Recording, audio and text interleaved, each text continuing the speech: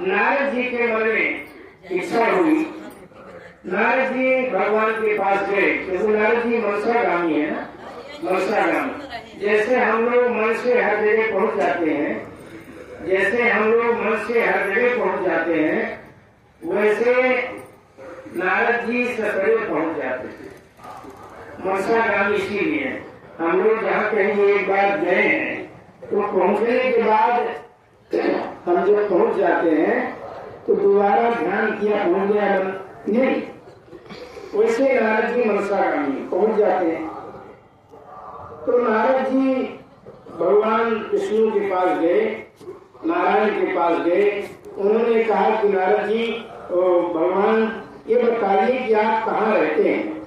हम वीणा को बजाते बजाते भाई भाई भाई भाई करते हुए पूरे भारत में, पूरे विश्व में घूमते रहते हैं, लेकिन आपका दर्शन जो है कहीं कहीं होता है। तो आप कहाँ रहते हैं, मैं वहीं बैठ करके, आप यहीं बैकुंठ में रहते हैं क्या कहना। तो कहें कि जो बड़ी बड़ी दाढ़ी खाए रहते हैं, बड़े बड़े दाढ़ी वाले, बड़े बड़े तोंद वाले, लाल पीले कपड़े पहने रहते हैं, क्या उनके हृदय में रहते हैं कहना। कहे फिर कहाँ रहते हैं, कहे नारद नाहम बसाम वैकुंठे योगिनाम हृदय चा मत भक्ता यत्र गायन्ति तत्र तिष्ठामि नारद। कहे मैं वैकुंठ में नहीं रहता, न योगियों के हृदय में रहता हूँ। जहाँ मेरे भक्त मेरा भजन करते हैं, कीर्तन करते हैं, मैं वहीं रहता हूँ। जब सनकादिक ऋषि श्रीमद् भागवत महापुराण की कथा प्रारंभ किए, जैसे कीर्तन किए, जैसे हम लोग पहले कीर्तन कराते हैं, हरि शरणम हरि शरणम हरि शरणम हरि शरणम हरि शरणम हरि शरणम हरि शरणम हरि शरणम हरि शरणम हरि। ये हरि शरण वाला जो कीर्तन है, ये सरकार ऋषियों के द्वारा ही गाया हुआ है। तो जब कीर्तन करते हैं तो हरि स्वयं चित्त में आकर के बैठ जाते हैं। तो जैसे कीर्तन प्रारंभ किया वैसे महाराज वो बैठ गए, आकर के सबके चित्त में बैठ गए और महाराज सभी घनीभूत हो गए। भक्ति सुत तरुणी गृहीता प्रेम रूपा सहसा गिरासी श्री कृष्ण गोविंद हरे मुरारे नाथेति नामानि मुहुर्वदन्ति। अब जब जैसे कीर्तन प्रारंभ हुआ तो इससे भक्ति महारानी महाराज अपने दोनों पुत्रों ज्ञान और वैराग्य के साथ कीर्तन करते हुए वहां पर उपस्थित हो गए। श्री कृष्ण गोविंद हरे मुरारे हे नाथ नारायण वासुदेव। श्री कृष्ण गोविंद हरे मुरारे हे नाथ नारायण वासुदेव। हे नाथ नारायण वासुदेव। हे नाथ नारायण वासुदेव। बार बार कहती हुई भक्ति महारानी वहां उपस्थित हो गई। जब उपस्थित हुई तो महाराज कथम प्रविष्टा कथमागतेयं मध्ये मुनीनां यतितर्पयन्ता। सब मुनि लोग ऋषिगण जो है कहने लगे कि महाराज ये कहाँ से आ गई, ये कहाँ से आ गई, हम लोग के बीच में ये कहाँ से आ गई है। तब महाराज ये कहाँ से आ गई, अहम प्रतिष्ठान। अब जब कीर्तन करते हुए पहुंची तो सरकार ऋषियों से भक्ति कहती है कि मैं कहाँ बैठूं, मैं कहाँ बैठूं, मेरे लिए कहाँ स्थान है बताइए। तो फिर सबका स्थान बनाया गया, एक तरफ महिलाएं, एक तरफ पुरुष, इस तरह ऋषि पत्नी ऐसे माने व्यवस्थित किया गया ऐसे। और पंडाल किसका बनाया? वहाँ कोई पंडाल नहीं, वहाँ महाराज आकाश ही पंडाल था। जैसे ये बढ़िया पंडाल बना है तो यहाँ तो कपड़ों को बनाया गया है, बढ़िया छाजन किया हुआ है, वहाँ कोई पंडाल नहीं, आकाश ही पंडाल था। और मंच नारद जी सभी ऋषियों ने मिल करके बालू का मंच बनाया था, बालू का। और उसी बालू के मंच में, जैसे ये मंच लकड़ी का बना है, वैसे बालू का मंच बनाया, आसन बनाया, उस पर सनकाद ऋषि चारों बैठे और सामने बालू की रेत थी, वहां बालू बालू, गंगा जी का घाट बालू बालू। तो उस बालू में सभी लोग वह बालू गद्दे का काम, डल्लक का गद्दा जैसे होता है, गद्दे का काम कर रहा था, मुलायम मुलायम कोमल कोमल।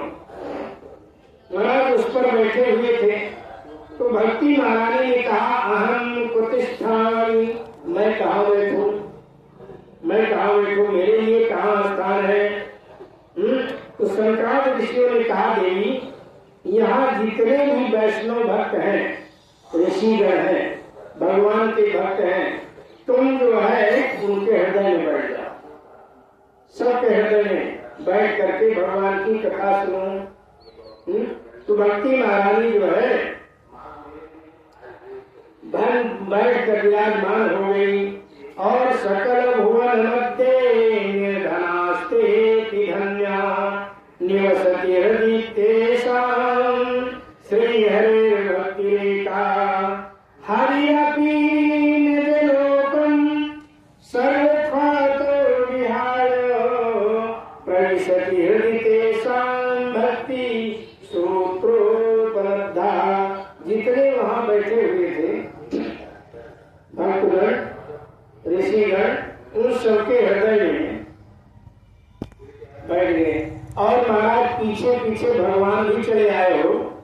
उन्होंने कहा है कि यत्र मद भक्ता यत्र गायन्ति तत्र तिष्ठामि नारद।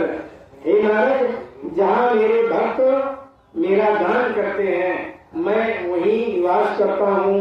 तो पीछे पीछे महाराज भगवान भी पीछे पीछे महाराज दौड़ते हुए जो है भगवान को ही भागना पड़ा, दौड़ते दौड़ते वहीं चले आए। और महाराज सबके हृदय में बैठ गए।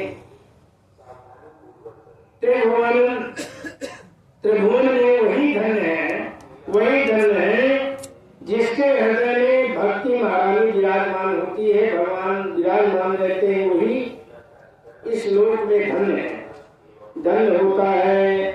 भक्ति को देखते ही फिर अपना जो है बैकुंठ त्याग देते हैं भगवान। जहाँ भी भक्ति महारानी पहुँचती है वहाँ भक्त को भगवान को ही आना पड़ता है।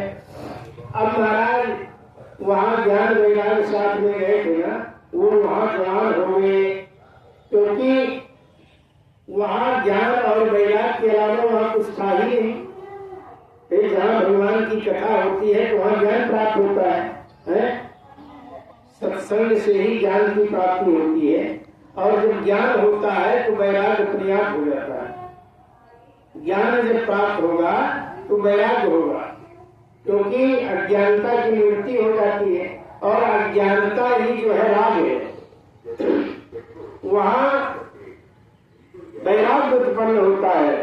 और सूत जी कहते हैं कि हे ऋषियों, देवर्षि नारद ने सनकादियों से कहा कि हे भगवान, हमने प्रत्यक्ष देख लिया कि श्रीमद् भागवत महापुराण श्रवण से ज्ञान और वैराग्य जो है और भक्ति सब जवान हो गए देखते देखते।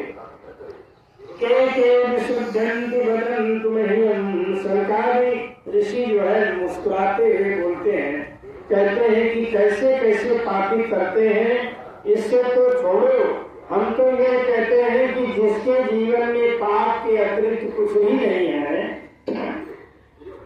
पाप के अतिरिक्त दूसरा कोई भी काम नहीं है, दुराचारी है, पापाचारी है, अत्याचारी है, अनाचारी है, वो ही अपने जीवन में अगर वो समर्पित कर देता है तो उसका भी उद्धार हो जाता है।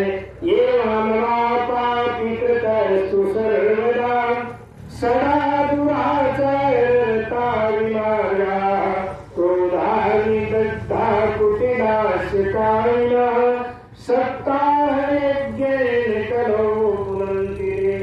सप्ताह यज्ञ माने 7 दिन के जो यज्ञात्मक अनुष्ठात्मक श्रीमद् भागवत महापुराण की कथा सुन लेता है, जीते जी ही बात महाराज सुन दो, मरने के बाद भी उसका पुनर्आगमन नहीं होता, यहाँ मरे उद्धार हो जाता है, फिर आवागमन से मुक्ति मिल जाती है, पाप समस्त संसार नष्ट हो जाते हैं, क्योंकि आवागमन ही एक नरक है। भाई माँ के उदर में आना नरक ही तो है। माँ के उदर में जीव उल्टा लटका रहता है, जहाँ मलमूत्र होता है वहाँ मुख होता है नहीं, और नाभि से नाड़ा जुड़ा रहता है, उसी से उसको भोजन मिलता है, और उल्टा रहता है, वो उल्टा रहता है। और जो पैर केवल सीधा पैदा होता है तो कहते हैं ये उल्टा पैदा हुआ है। कहे कि जिसकी कमर दर्द करती है तो कहे इस उल्टे वाले बालक से पैर मरवा दो, तुम्हारा कमर ठीक हो जाएगी। जबकि वो सीधा पैदा होता है, उसको उल्टा कहते, क्यों कि वो उल्टा ही लटका रहता है गर्भ में। तो जब उल्टा लटका रहता है तो उल्टा जब आएगा तो वही सीधा मानते हैं। सिर पहले आता है, फिर हाथ आता है, फिर पेट आता है, फिर पैर आता है, ये कर्म है। तो वो नरक ही है ना। अब वो नरक में जीव उद्धार के लिए बार बार प्रार्थना करता है, बार बार प्रार्थना करता है कि इस नरक से हमारा उद्धार कर दो, इस नरक से उद्धार कर दो। प्रार्थना करता रहता है कि हे गोविंद, हे भगवान, मेरा उद्धार करो, मेरा उद्धार करो। भगवान कहते नहीं, तुम्हारा उद्धार कर देंगे तो तुम फिर जो है माया की नगरी में पड़ जाओगे। माया की नगरी में क्यों? जैसे पैदा होता है उसके पूर्व उसको सब ज्ञान रहता है, भगवान से बराबर प्रार्थना करता है, और जहाँ भूमि पर आया, गर्भ से बाहर आया, तो माया की नगरी में पढ़ करके सब भूल जाता है। तो कहता है कहाँ आ गया, कहाँ आ गया, कहाँ आ गया। तो लोग कहते हैं कि कहाँ कहाँ कहाँ कहाँ करके रो रहा है, वो रोता रहा, बेचारा संकट में पड़ गया। वो उसी प्रकार माया में पड़ जाता है। जैसे जब बारिश होती है तो बारिश का जल जमीन में गिरने के पूर्व बड़ा निर्मल होता है, लेकिन जब जमीन का संसर्ग पाता है तो मटमैला होता है। भूमि परा भाडावर पानी, जीव वही माया लपटानी। भूमि परा भाडावर पानी, भूमि परा भाडावर पानी, जीव वही माया लपटानी, जीव वही माया लपटानी। जैसे जल जब भूमि पर गिरता है तो जैसे भूमि होती है, पतली होती है, उसके अनुसार उसका रंग हो जाता है। काले मिट्टी में गिरता है तो काला, श्याम मल गोरी मिट्टी में, जैसे गंगा जी की मिट्टी थोड़ी गोरी है ना, इसमें गिरता है जल तो गोरा हो जाता है। इसी प्रकार जीव परम पवित्र होता है, लेकिन जब माया की नगरी में आता है तो वो माया में लिप्त हो जाता है, माया में लिप्त हो जाता है। तो जब माया में लिप्त हो जाता है तो फिर भूल जाता है कि हम किस लिए आए हैं। इसलिए भगवान का कीर्तन हमेशा करते रहना चाहिए। भगवान का जब कीर्तन करते रहेंगे तो हमें माया लिप्त नहीं करेगी, है ना। कहते हैं कि भाई देहे स्थिमान सुरुदेरे भीमतिम तेजत्वम, इसी में गोकर्ण जी ने अपने पिता आत्मदेव को बता रहे हैं कि पिताजी, आप माया के बस में जो नहीं हमारे भाग्य में नहीं है उसको भी आपने भाग्य में बना दिया, लेकिन जबरदस्ती जब भाग्य बनाया जाता है तो सुख नहीं प्राप्त होता है। कल दुंदकारी की कथा आपको सुनने को मिलेगी। दुंदकारी की आत्मदेव ब्राह्मण थे, उनके यहाँ उनके भाग्य में कोई पुत्र की प्राप्ति का नहीं योग था, लेकिन ऋषियों से उन्होंने प्रार्थना किया और प्रार्थना करने के बाद ऋषियों के द्वारा उन्हें पुत्र की प्राप्ति हुई। लेकिन जब पुत्र सुख नहीं था तो सुख नहीं मिलेगा, तो फिर उन्होंने उपदेश दिया है। ये सब उपदेश आपको कल सुनने को मिलेंगे। 2 बार भगवान का नाम ले लिया जाए, क्योंकि आज ये मध्य में और अंत में भगवान की चर्चा की जाती है, भगवान का गुणानुवाद किया जाता है तो कल्याण होता है। कहते हैं कि आज मध्य और अंत में तो भगवान का आज में करते हैं तो मन जो है शुद्ध हो जाता है, निर्मल हो जाता है और स्वच्छ हो जाता है, मन वाणी पवित्र हो जाती है। और बाद में जब कीर्तन करते हैं तो वो ढक्कन का काम करती है, जो भी हम सुने रहते हैं वो उसमें ढक्कन लग जाता है, फिर उसको धीरे से ढक्कन खोल खोल करके आप मनन करिए कि आचार्य जी क्या कहें। अपने कुटिया में जाइए, घर में जाइए और जो आचार्य जी के द्वारा सुना हुआ है उसको धीरे धीरे निकाल करके और मनन करिए। तो जब मनन करेंगे तो ज्ञान वर्धन होता है। ये करना चाहिए।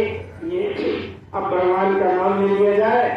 श्री कृष्ण गोविंद हरे मुरारे, हे नाथ नारायण वासुदेव।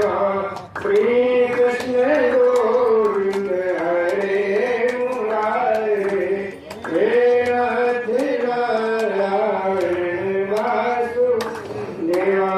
श्री कृष्ण गोविंद हरे मुरारे, श्री कृष्ण गोविंद हरे मुरारे, हे नाथ नारायण वासुदेव, हे नाथ नारायण वासुदेव। अब आरती कर लिया जाए।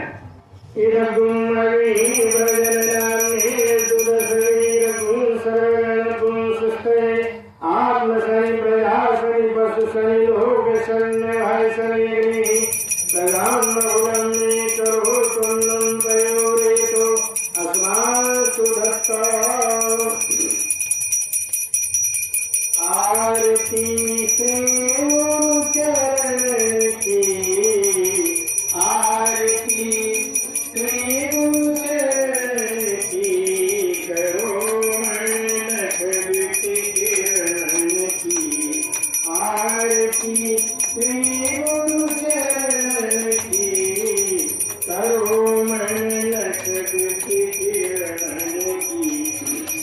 नयन कमलन की अनुहारी, नयन कमलन की अनुहारी, चित्तवन ताप ताप हारी, चित्तवन ताप ताप हारी। लाल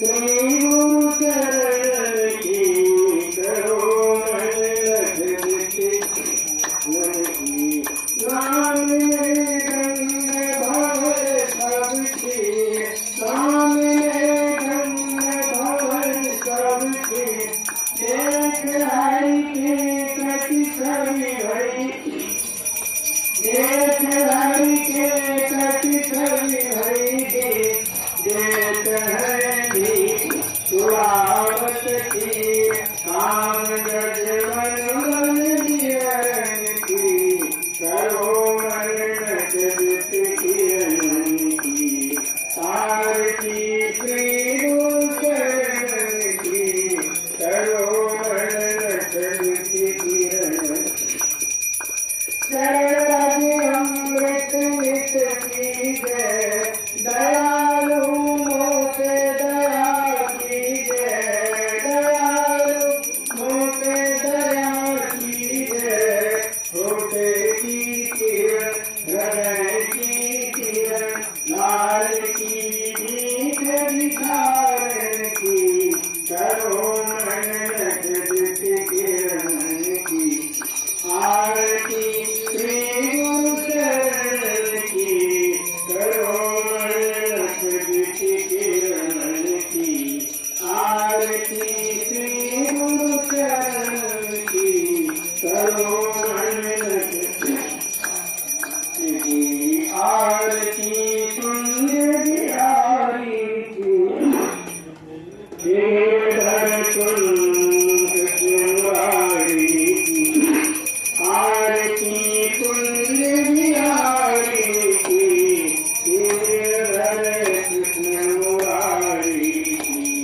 गले में बैगन की माला गले में बैगन की माला बजावे मुरली मधुबाला श्रवण में कुंडल झलकारा नंद के लाला आरती श्री गिरधर कृष्ण मुरारी की आरती कुंज बिहारी की गिरधर कृष्ण मुरारी की आरती कृष्ण मुरारी की गिरधर कृष्ण मुरारी कर्पूर गौरम करुणावतारम संसार सारम मुरलीधरम सदा वसंतम हृदयारण्ये भवानी सहितं नमामि त्वमेव माता च पिता त्वमेव बन्धुश्च सखा त्वमेव विद्यागणं त्वमेव सर्वं मम देव ये कार्य धन्या सहस्रयोरेव धन्यानि कर्मसि यानि कानि च पापानि धर्मान्तर्गतानि च तानि सर्वाणि विनश्यन्तु वृक्षं पदे पदे अपराधसहस्राणि क्रियन्ते येन सम्यया दासो निपुणा मत्वा सर्वस्य भवेश्वरम् येन कर्मयन्तदेवास्तानि कर्माणि प्रथमान्यासन् तेन त्वमेवानः सदन्ते प्रपूरे साब्जाः सन्ति देवाः ॐ नानासुगन्ध पुष्पाणि यथा कालोद्भवानि च पुष्पाञ्जलिर्मया दत्तं दानाय परमेश्वर बोले श्री रामचंद्र श्री कृष्णचंद्र भगवान की श्री भागवत महापुराण की जय हो। भागवत महापुराण की धर्म की अधर्म का प्राणियों में विश्व का श्री गुरु भगवान की गंगा मैया